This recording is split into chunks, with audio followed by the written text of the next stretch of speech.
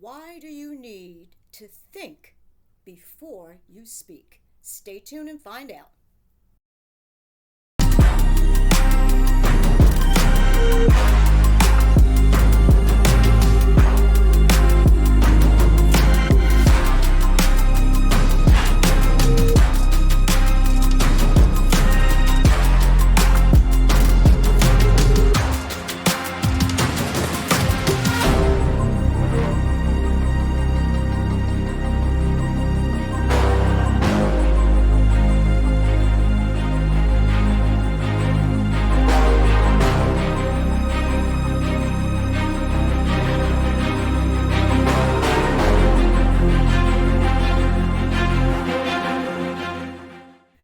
Good morning. I am Janice Swope. I'm a member of Abney Chapel Seventh-day Adventist Church in Fayetteville, North Carolina. And this morning's devotional, the gift of speaking. Our scripture is going to be coming to us from 2 Timothy 4:2. Preach the word, be instant in season, out of season, reprove, rebuke, exhort with all long suffering and doctrine. Again, 2 Timothy 4:2. God spoke everything into existence, and what sets us apart from all of God's creations is that we were created in His image. So just like God spoke things into existence, just like He spoke, we can speak.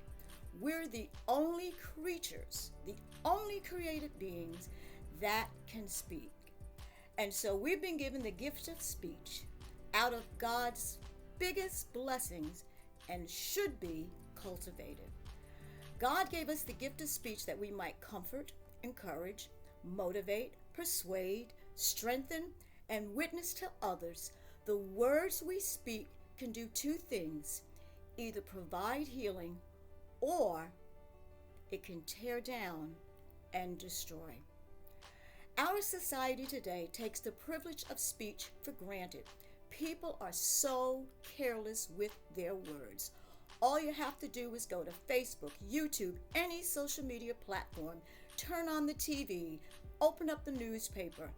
Anywhere you see people using words, the words that are spoken are degrading, they're hurtful, they're insulting, they're offensive, hateful, and speech like this has no place in our lives.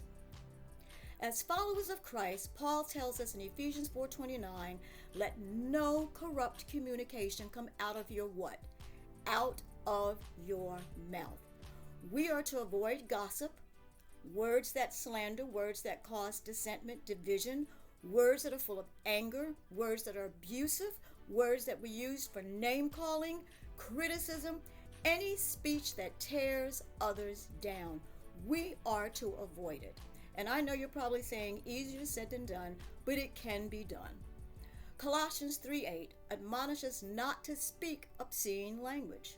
If we're in the company of those that are gossiping, complaining, cursing, and tearing down others, as followers of we're to ask the Holy Spirit to help us to change the subject or just walk away. We're held accountable for the gift that God has entrusted to us. We have a choice to speak words of healing or hurt. Proverbs 18:21 says, death and life are in the power of the tongue. The words we speak reveal what is in us. If we love God and we say we have the character of God and we say that we reflect Christ, then when we reflect Christ, His character will be revealed in our speech.